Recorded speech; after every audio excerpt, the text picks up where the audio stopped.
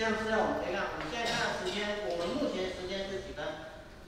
？3:26分了哈。那当然我把它重新reload一下哈，看看它目前的资料是什么时候？3:10分。我问一下，大家有在看雷达回波资料的，可不可以举手一下？我们都是在做防弹，对不对？你们有在看这个雷达回波的吗？有没有？好，都没有，那还好。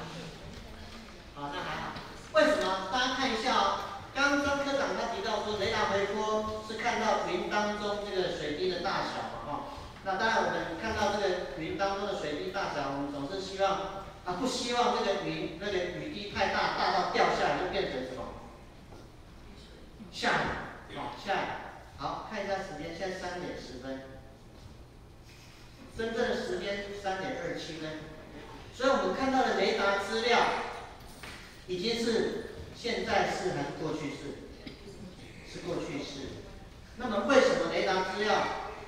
它会出现时间会这么晚？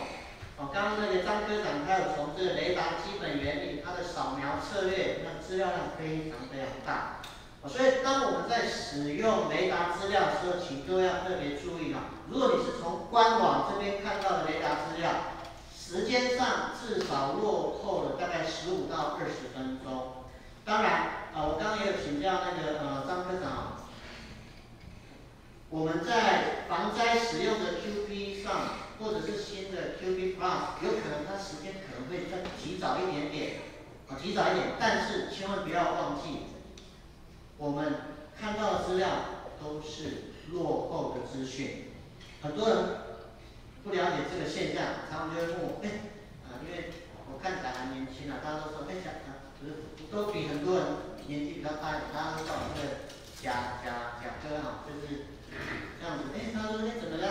下雨了。我说，你有没有看到那个雷达现在是几分的资料？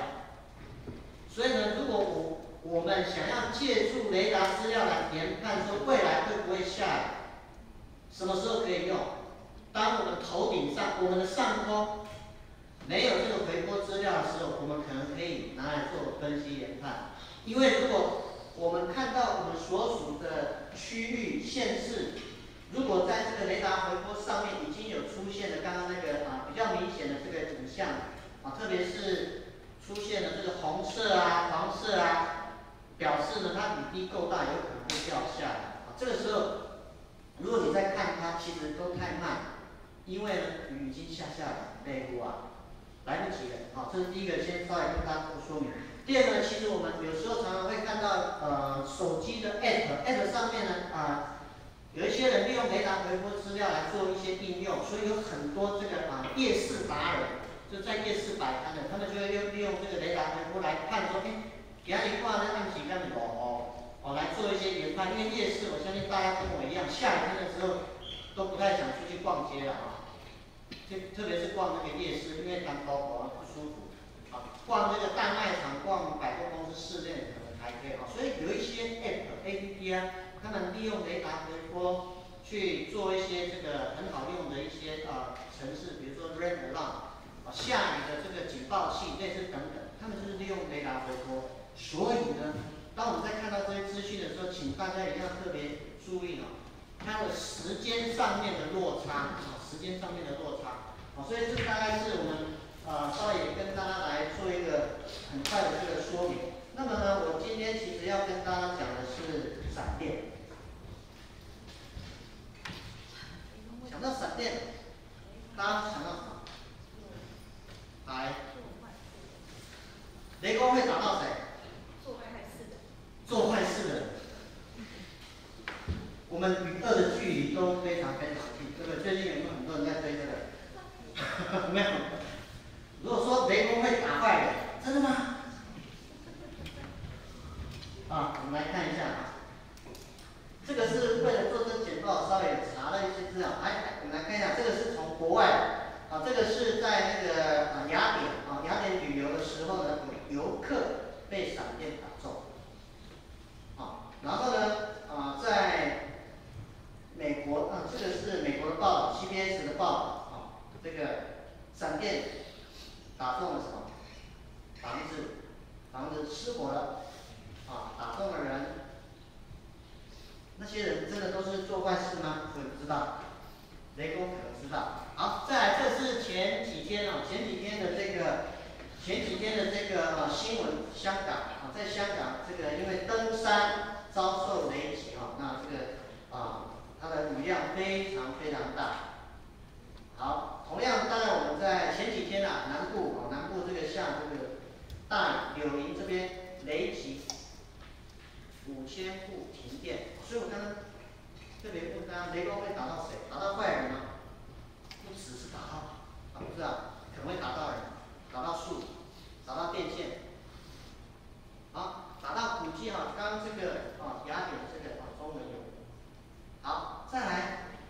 搭飞机的时候，飞机应该是最安全的，因为稍微讲一下，在闪电的时候，其实因为人在那个金属里面其实是最安全的，在飞机，但是飞机的被打中然后总是会有一些下所以这边呢感觉飞机要散很恐怖的，在高空当中所以闪电不只会打到人，飞行器感觉这个飞机可能要解体要。好，来再来，这里是打到地铁、捷运、猫空缆车、猫缆。好，所以几乎呢，其实你说雷公会打坏人吗？我反而会讲说，雷公应该会打任何在外面吐露的任何的物体，不管是活的、会动的、不会动的。好，四川他们发生了森林大火发现了其实是因为这个雷击造成的这个森林大火。再来，这是在美国佛罗里达州电站，所以有时候闪电来说容易会造成跳电局部的这个跳电。再来，这个是国外比较有这个开放性的这个牧场，这个在纽西兰这边呢，在树底下看到这些牛不是在睡午觉，千万打雷的时候不要在树下睡午觉，要不然你会跟这几只牛的命运一样不是这是被打死的，就躺在树底下。当然它可能是在雷雨的时候刚好在这个树底下，结果这些牛被打死。哇，这雷公很厉害，一次命中，这里多少几只？1、2、3、4，至少4只、5只、4只，一次打中真的一次打中吗？所以我待会会稍微跟大家讲一下这些事情。还有，这个是2017年7月3号的新闻，骑着摩托车，这个呢刚好是在那个西滨台15线西滨一个女骑士，结果呢打到机车把手。好，那他有在形容，所幸还好，就是说他只是轻微的这个灼伤。所以我刚刚跟雷公也怕拍了，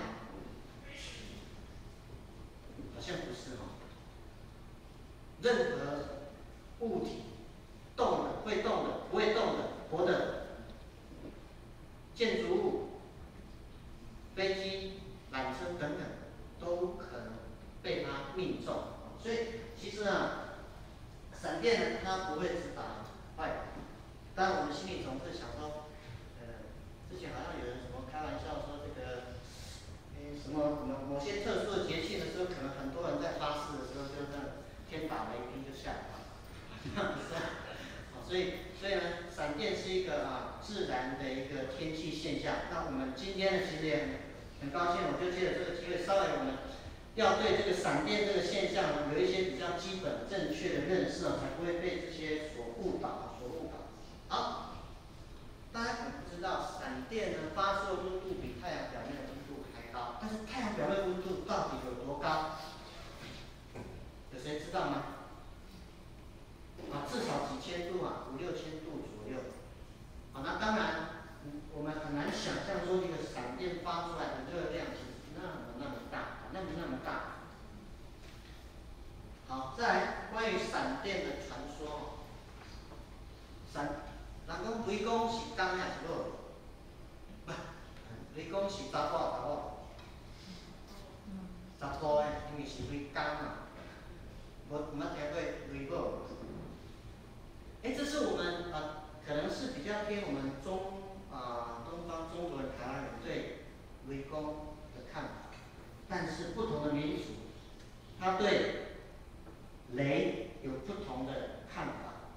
边这边是雷鸟，认为雷是一种雷鸟，是个动物啊。这个是在那个中美洲的印第安人，他们认为不是雷公，是雷鸟，哦是雷鸟。所以不同的文化、不同的民族呢，其实他们对这个闪电有不同的一个看法。那当然，早期可能都是对这个大自然的现象的一种敬畏的一个态度，敬畏的态度。好，那再来呢？当然这部片子其实也稍微比较过了几年前了啊，雷神索尔啊，雷神索尔的电影我不知道大家有没有看，不过那部片子呢其实也不是很正确啊，不好意思，我很喜欢挑剔啊，就好像那个每次记者采访我的时候，我的东西也常常会被记者放大、被挑剔啊，所以有些报道的时候我就会稍微比较从一些主要的一个正确的知识来稍微跟大家提啊，这个也是其实我 Google 去查的，我没那么厉害 ，Google 大神比较厉害。雷神，人家说雷神索尔，其实不是啊，雷神是奥丁啊，索尔是奥丁的儿子，所以他那个大的那个石头，所以其实有时候我们在讲说雷神索尔，其实不是索尔，那当然之前很红的什么雷神巧克力，雷神巧克力，所以这边我们也稍微知道一下，就是说在这个有一些这个神话传说当中对这个闪电对雷神他的一些不同的一个看法。讲了这么多，其实前面其实最主要是让大家可以稍微对这个闪电它的这些早期的一些看法，跟大家很快的做说明。这边有没有那个台语很厉害？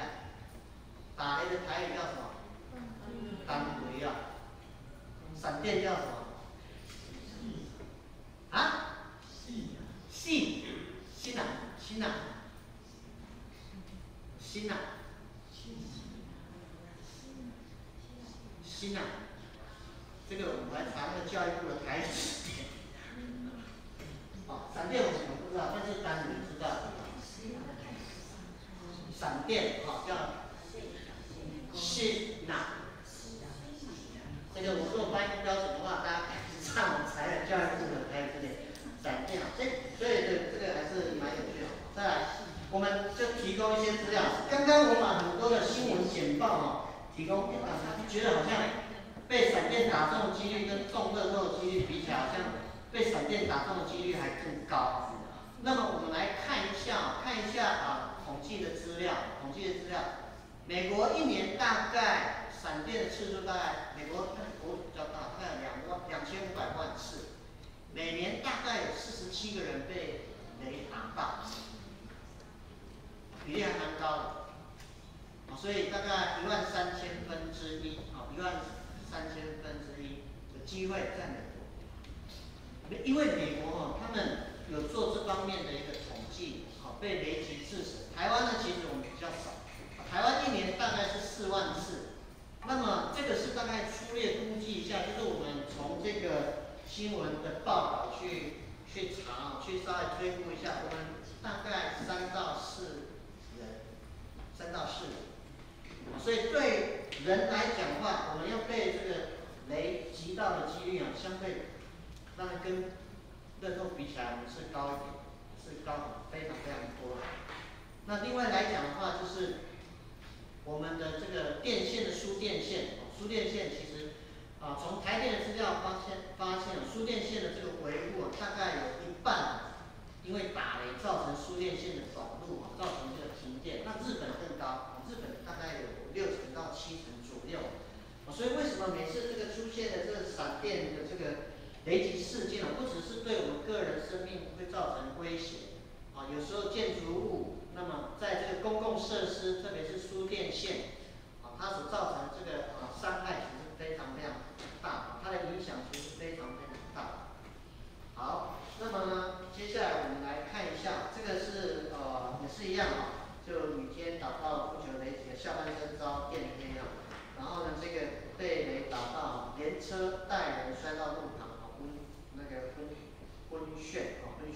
所以我们可以看到，其实这个新闻其实层出不穷，非常感觉好像被击中的机会好像还蛮高的，蛮高的。所以也是为什么后来我们跟这个消防局这边讨论我们想说，其实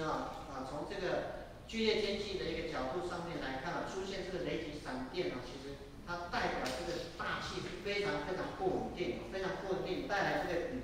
其实非常明显那再来一些基本的资料也稍微提供给大家来做参考。这个闪电最放闪的区域到底是在哪里我们可以从这一张图这是全世界的这个闪电分布，可以看到大概是在这个中南非这州这个非洲这一块的中部刚果这边大概是闪电雷击是最多、最密集的区域另外来讲是大概在中南美洲的这个北侧这个地方大概是加勒比海附近另外在中南美洲还有美国的话，大概就是在佛罗里达这一块这里大概是墨西哥那如果看到我们亚洲区域我们这个闪电最放闪的地方，大概是在这个印尼印尼这一带那另外是中南半岛菲律宾，另外在这个印度喜马拉雅山的这个山脚下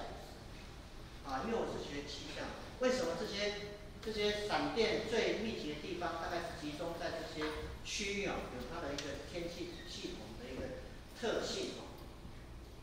举例来说以这个喜马拉雅山的这个山脚下，这个通常是在这个当亚洲吹这个西南季风的时候，风碰到这个很高耸的这个地形，空气块被抬升，空气块的上升运动越剧烈，越容易产生这种闪电。那待会我们也会针对为什么会形成闪电，它的一些科学的原因来跟大家来做说明。所以呢，其实我们可以看到，这个闪电出现的一个区域基本上大概集中在这个热带南北纬30度南纬跟北纬30度这一块区域大概是最多的是最多的代表我们在这个热带的一个区域呢，大气的一个特性其实非常的不稳定，才会容易有这种天空放电的现象出现。好，那么这个是从这个台电的这个落雷资料，从那个民国80，不好意思，这坐标反过来是105到104。那我们可以看到，在早期的时候，这个闪电的这个落雷，台电有落雷照，落雷是打在地上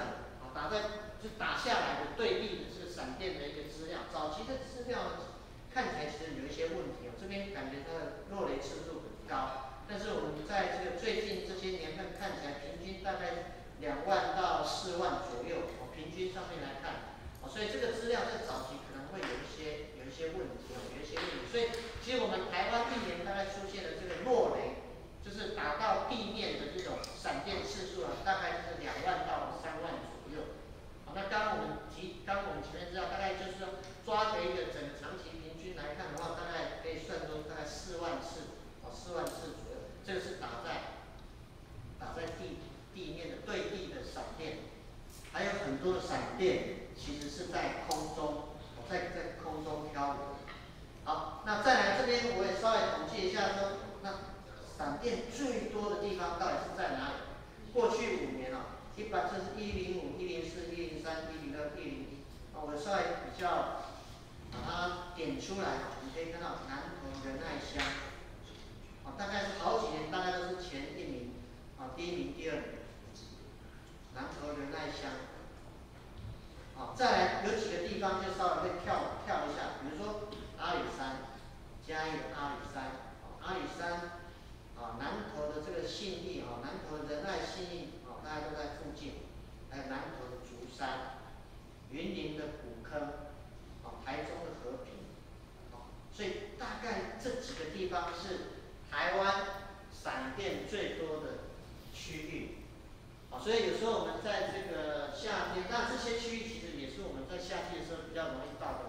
去的地方特别是在像南投啦、云林等等所以这个其实最主要是跟它那边的一些地形有关。那地形呢，让大气的一些气流跟它产生交互作用，让空气块的抬升更剧烈，造成闪电非常喜欢在那些地方出现。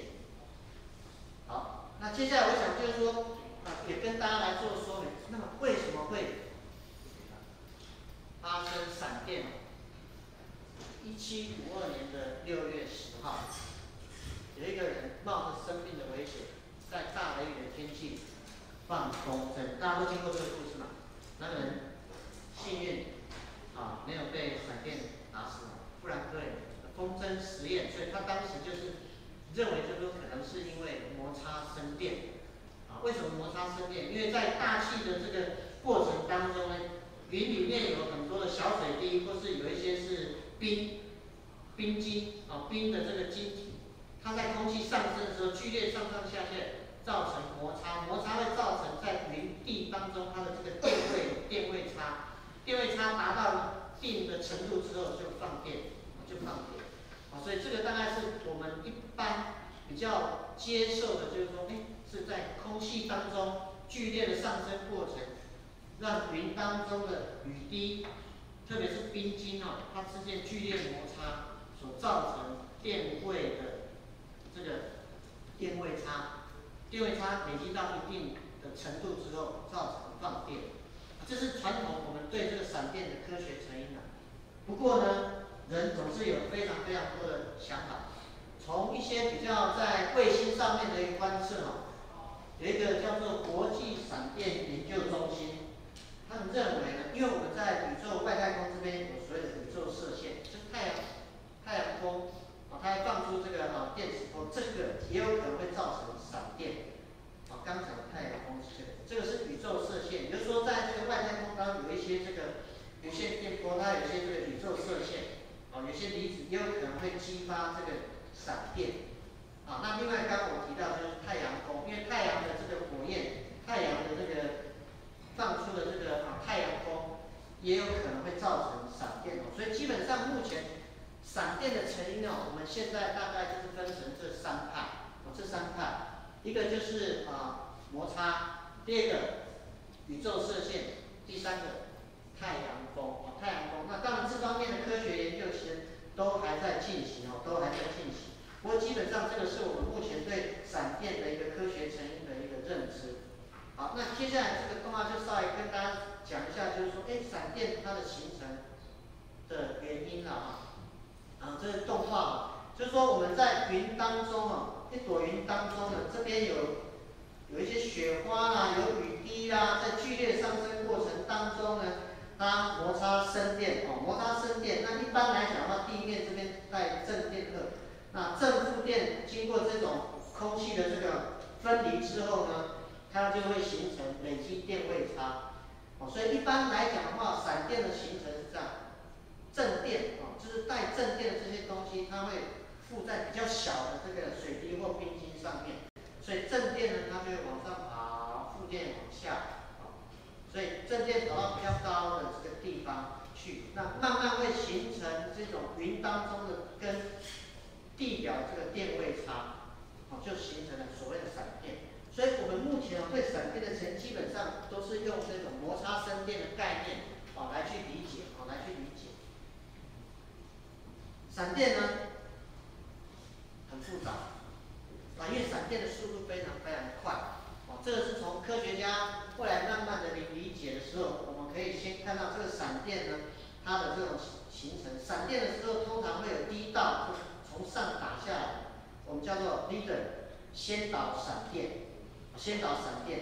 然后呢，其实这个闪电打下来之后，其实它有一个叫做 return stroke 回击，由下往上。但是我们通常看到的都是如果我们在这个室内看到这个外面闪电的时候，通常是看到感觉好像是由上往下，比较没有办法看到这个 return stroke。所以呢，真正我们后面听到所谓的这个强的这种闪电的那个光或者是那个巨响的源头其实是这个回击，因为那个回击比它的先导闪电来得更强更大，所以这个大概是我们对这个闪电的拆解，会先看到一道先导闪电，但是通常呢比较强的是这个回击，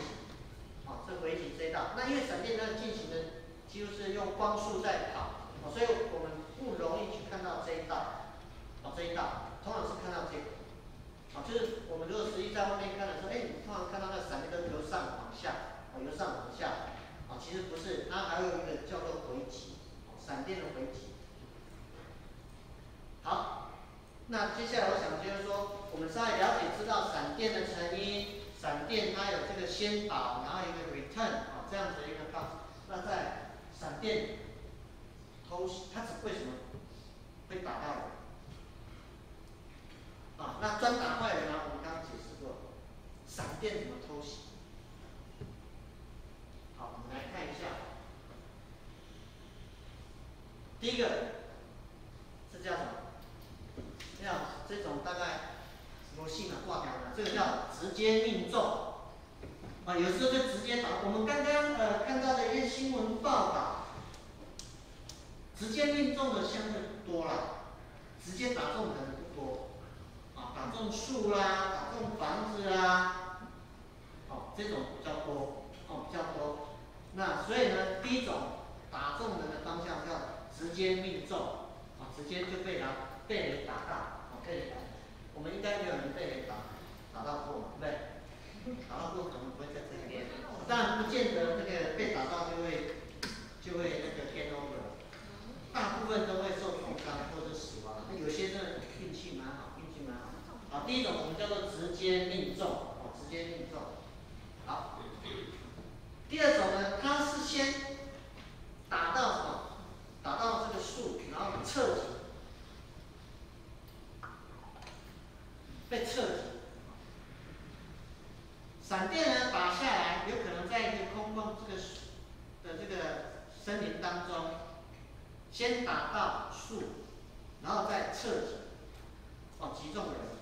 哦，所以像刚刚那个我们纽西兰那个牛打中它，因为它刚好在树底下，有可能是侧击，哦，刚好是这个先打到树，然后打到那个，再打到这些牛，啊，所以第二种叫做侧击。来。等一下，我刚刚跳过了。好，第三种其实它是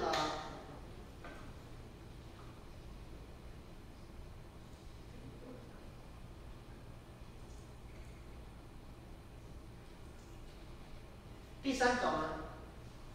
它先这闪电打下来，然后透过地面传导，地面传导，所以被这个叫 ground current， 就是被这个地面的电流所击中，不是直接命中。闪电打到这边，然后透过这个地面传导，击中人，所以被雷击中。这是地表的电流。有时候呢，在那个户外的时候，也有可能会看到这种，就是你看那个，有时候这种闪电下来，它会把那个地表打出一些放射性的这个放射状的那种痕迹啊，那个痕迹。再来第四种，就是说这个呢，通常是可能这边有一些金属的栅栏，金属的栅栏，那这个闪电呢打到这个树木，然后透过这个金属的传导，那你可能手刚好浮在这个金属框当中，所以被这个传导所击中。这个就有点像这个被那个对地那个ground stroke 类似哈，只是说它是透过地面的电流的传导。那这个呢是通过那个篱笆金属的篱笆让人被这个雷击打中。这是第四种。还有一种，还有一种这个也叫做那个有点像 stringer， 不太容易翻译。比如说，它这个主要这个闪电区呢，可能是集中在这个在这个右侧这个地方。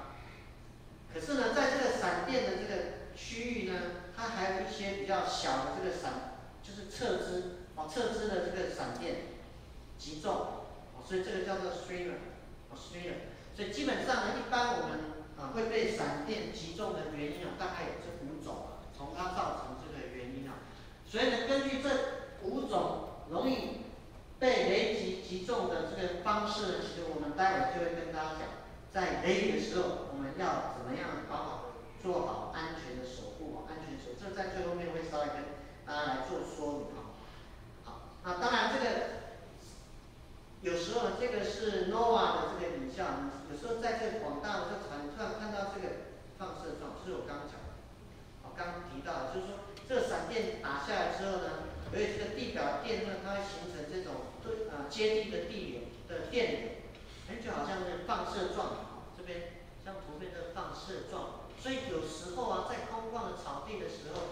如果是像美国一些农牧的国家，就会常常看到，这些在这区块的牛啊，它死的它的死状、死的样子、分布的样子是什么？绕着一个中心，好像放射状好像放射状这样子这是受到这个所谓接地的这个电流所造成这个雷击。好，所以呢，看过呢被雷打中的这个机会，所以千万，如果你要增加自己被雷击中的这个几率，当然你就知道要怎么做，对不对？当然被击中不是好玩的事所以我们待会也会针对这些原因来做这个安全的守则。什么是雷雨的安全守则？好，那再来闪电有闪电闪电还有分吗？闪电有分闪电有分，来我们来看闪电有哪些种类呢？好，基本上闪电我们大概会分成第一个叫做云间放电我们讲前几天的晚上在北部不知道大家有没有听到那个轰轰的雷声？先看到那个闪电，过了很久才听到一些闷雷声，很久。在前几天的这个晚上的时候，所以一般有时候呢，这个闪电呢，我们所看到的，它是在我们叫做 IC intercloud， 就那个闪电其实它在空中，在云跟云之间的放电我们叫做云间放电，我们叫做 IC。另外一种闪电就是我们刚刚讲的，打到地面叫 CG，cloud to ground，cloud to ground 的这个，像刚才打到地面这个叫 CG， 在云间放电的叫做 IC，IC。那这个比例大概是5:10，也就是说在云间的放电会比较多，云间闪电会比较多。所以基本上我们在这个闪电来看的话，就会分成一个叫 IC， 一个 CG， 但有时候还会分正电跟负电正电跟负电的这个闪电那这个其实是对一些电气电路的这个保护是相对比较重要的像这个是负电负的对地闪电那有些是带正电的正电的云对地的闪电等等所以会这样做这样的一个细分。不过基本上一般我们大概就分成这个叫云间的闪电，一个是对地的闪电对地的闪电。那基本上对我们来讲的话，云间对地的闪电其实对我们影响是更大。当然它次数相对是比较少。好，那当然有时候我们就说这个想要估算这个闪电和雷暴大概相距多少公里通常我们就把出现闪光和雷声之间的秒数比如说你看到闪电之后，你开始数1、2、3然后再除以3，就可以估计大概相距是几公里你就可以知道这个闪电跟最后出现那个雷声的距离因为雷声其实在云间这边空气的这个膨胀所造成所以我们就可以大概稍微知道这个距离是多远，就是这个所谓的这个雷暴系统，也就是说带来剧烈降雨的系统，距离我们现在的位置大概有多远大概除以3。好，再来闪电的迷思闪电不会重复打到同一个地方我哪叫衰这个有时候我们会有这种想法，像美国的这个帝国大厦，每年大概被击中2、3次攀倒，因为它够高，常会。所以闪电呢，它也会重复打到一些特别的地方。那当然，帝国大厦有时候它们本身是会有那个避雷针，避雷针有时候它也会吸引那种闪电过去的。所以闪电是会重复打到一些地方。好，再来，总是打到最高的物体吗？我们会开玩笑说，雷雨来了，总是不要让自己成为最突出的物体。但是有时候不是，所以闪电它不见得都是打到最高的物体。它不见得。再来我们更常听到就是说晴天什么？晴天天啊无落雨，那会听到单位讲，这个呢是有可能的。为什么呢？因为我们刚刚讲雷暴，真正的雷暴就是闪电这个中心，有时候距离我们是有一段距，一般啊大概闪电闪电那个电冲大概可以跑到5公里到50公里远，所以有可能，我们这边就晴空万里，但是却可以听到雷声，看到闪电，那是有可能。所以晴天霹雳有可能吗？有，晴天霹雳是非常有可能的。所以这边我们再跟大家来做说明。好，那再来刚刚我们都是看到这闪电，可能就是天气系统有云当中的这个剧烈的一个现象所造成的这种闪电。那另外一种我们叫做高空闪电，这个就是很多这个科学家，特别是在那个太空人，在太空站的太空人，他们从外太空看到一些闪电，这些我们叫做高空闪电。高空闪电，我这边是有赞叹造物者的奇妙，因为那些高空闪电真的非常非常漂亮，非常非常漂亮。这种好，一般的天气系统发生大概就是离地面到高空大概10公里的高空。不过呢，后来有一些这个我们在外太空有一些太空站，太空人他有发现一些这个非常漂亮的这种闪电。基本上大家会看到几种，一个叫做 blue jet， 蓝色喷流这个大概在对流层体在10公里的上空，10到50公里比较容易出现在这个高度上面，它们叫做 blue jet。有一些它什么原因造成很复杂，因为我自己有看也没有懂，所以有不同的东西就不太敢跟大家讲。但是我们知道，就是这个闪电呢，不只是发生在这个云间、云对地，还有一些非常非常特别的现象，好像天空中的精灵一样。Blue jet 它的高度大概就是50公里以下，然后呢，在更高的高空也就是说我们大气的这个离子层跟电离层，它们叫做E 吧，闪电小鬼，而且你可以看到那非常高的高空出现这种样子，然后呢，这一圈的。还有出现这个红色精灵 spirit， 非常非常奇特的这种闪电在高空所以为什么后来我们对这个闪电的成因就认为说它不是单纯的那种摩擦，有可能跟什么宇宙射线，有可能跟太阳风有关。最主要就是这些高空闪电这是非常非常漂亮。你可以 Google 一下这种高空闪电。或是你 Google Spirit， 会有很多那个有人在 YouTube 看到，非常非常美。说它美丽呢，真的非常非常美丽，颜色是非常非常漂亮。这是从这个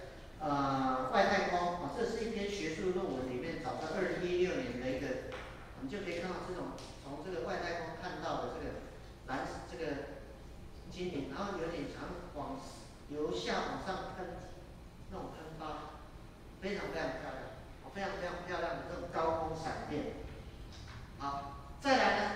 闪电有一些穿越空间的能力，不是隔空抓药。这个闪电有时候它这个好像给我鬼都会气起来，应该没有了这个大概是在1838年的时候就有文献记载，他们叫做球形闪电，好像一颗球。你看这个画的话，这不是画，它记录，突然一个球形闪电出现，这个叫做 ball lightning。然后呢，1963年3月19号，东方航空公司，而且航班机有539号班机，大家应该没有坐到这一班吧，对不对？从这个纽约飞往华盛顿的时候，看到那个球形闪电从外面穿透到飞机的机舱。被记载下来，所以这个叫做穿越空间的球形闪电。还有很多科学在做这方面的研究所以闪电呢，不是说我单位这简单，它有非常非常特别。我刚刚提到高空闪电、球形闪电，这个都还有待很多的科学研究。好，那在我可能用一些很短的时间，那我们公司其实在2017年的时候，其实我们有在台湾在另外架了这个全方位的这个闪电监测网。那这个闪电监测网，其实我们大概在这些地方做了这些观测站。闪电的观测原理基本是这样，因为闪电出现的时候，它就是放出电磁波。好，闪电会放出电磁波，我们就用仪器去接收它的电磁波。所以跟雷达不一样哦，雷达是会主动放出电磁波的啊，闪电我们是被动接收电磁波那来做这个闪电的定位。那当然这个定位其实就牵涉到一些定位的这个原理哦。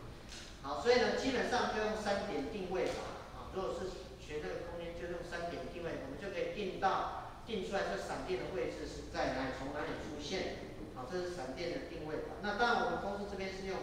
五角的定位法。那这个我想比较专业的东西我就不提了不提。那么台湾现在有闪电，气象局本身有闪电，台电也有闪电的监测。那我们这边又有另外一套。那我们的这一套系统，其实它最主要是能够观测到云间的放电。我们的在这里因为闪电它放出的电磁波的波段是不同，所以我们的频谱是比较高，所以它会有一些优势。这些优势其实就可以让我们做一些不同的设定。我想因为时间的关系，我就不多说了，我们因为我们新北市政府，我刚刚稍微看了一下我们名单，很多是区公所或是防灾的同仁那当然，像在这个5月1号开始就是梅雨季的真正开始。梅雨季开始的时候，其实也代表我们台湾剧烈降雨开始的一个时间点。通常有时候在剧烈天气发生的时候，就容易伴随这种闪电、雷击的这种剧烈天气出现那这些天气其实出现，对我们常常也会造成一些致命的影响那么我们应该会在今年的服务当中其实我们会利用这个闪电系统提供一些资讯。不过这个资讯可能是先内部参考用，可能还不会下放到我们区公所防灾单位因为我们可能要先让我们消防局这边来做使用特别为什么？其实我们在忘了几年前就是有一次坪林，因为下午后雷阵雨，后来那个不是有溯溪被冲走了，好，那次事件，那我们有机会可以利用这个闪电因为从气象的原理，这个闪电呢，它会领先在剧烈降雨大概半小时。你不要想说半小时，你看半小时被冲走，半小时可以做非常多的事情。所以我们会希望就是说，在这个今年的试用，然后明年希望能够跟那个消防局当中，能够提出一些新的服务的内容我们会以这个闪电的预警，因为我们可以针对闪电的这种移动、闪电的出现，我们可以去分析它可能移入的方向。那我刚刚有提到雷达回波看到的都已经是过去式，因为闪电的资料量比较单纯、比较小，所以它非常的快，非常的及时性，所以能够提供一些研判。那这边个案，我想我就不提了。最主要我想给大家看几个案例，降雨的案例。这个是2018年去年8月13号，台中呢是下午后大雷。午后大雷的时候，我们可以看到这个长条幅是每10分钟的雨量。那蓝色线呢，我们叫做这个云间放电，红色线呢叫做这个对地闪电。IC 一定是比 CG 来的高。那我们也有发现，当出现明显的这种我们叫做闪电的调升 IC jump， 通常后面会有比较剧烈的降出现，它会领先，所以我们可以用这个来做一些分析。这个领先大概领先10分钟左右，所以我们就可以提前预警，把这资讯送到附近周边的人，让他可以知道，大概在未来10分钟可能会出现这种闪电比较剧烈的一个天气，你可能要远离，赶快躲避。这边案例我想就不提。最后我想，台风中有闪电，台风的闪电我想也不提这比较偏学术的研究。那我想最后再跟大家讲一下雷雨天气的安全守则那个如果在休息睡觉的时候，我想现在可以起来因为我已经快结束，这是最后一张投影片。大家忘记了我说什么没有关系，但是在雷雨的时候，第一个尽量待在室内，避开电话，不要使用电脑，啊，远离门窗，啊，不要在雷雨天气时候淋雨。如果真的没有办法在外面，你是在户外的时候，第一个避免暴露在高点或空旷远点。所以香港那个登山，它刚好在人线上，它最高的地方，啊，再来避开高耸的树或物体，避开水区和导电物体。所以那个会被那个什么，那个像侧击啦，还有扛在那个对。你如果靠在那个铁栏杆上面，那个都非常非常危险。好，再来呢，如果感到雷电离自身很近，要就是让自己蹲下来，不要让你的头部成为最高点。当然你不要，你想说，我要让我变成那附近最低的地方，你就躺在地上，如果变成那个什么 ground current， 有没有被雷击击中的5种？那个如果地表电流传导，把你全身接触面积那么大，各位还，当然有人说闪电来赶快单脚独立，不管你拿到单脚独立嘛，对，那个都没有用啊。然后呢，如果说我们在开车的时候遇到这种大雷雨，因为大雷雨其实它的这个雨势非常非常大，就尽量能够打闪光灯，然后靠右边先暂停一下，然后留在车上，然后不要接触车内的这个金属元件，就是你在车子里面，你就留在车内，等这个雷雨过去之后，那在停在车内的时候，不要去碰触车内的金属部件。理论上，我们在一个金属的保护之下，我们是最安全的。但是你不要去摸什么车顶摸什么，摸那个金属物，就非常非常危险。所以我想，随着这个进入到这个5月、6月、7月、8月汛期雷雨锋面常常容易带来雷雨，夏季的午后雷阵雨也容易带来这种雷雨的天气。所以呢，希望大家也能够记得这些在雷雨天气下的安全守则我也希望就是说这些能够帮助大家，当你听到这个的时候，你也可以跟你的家人朋友去分享，这雷雨天气的时候应该要避免自己成为在雷雨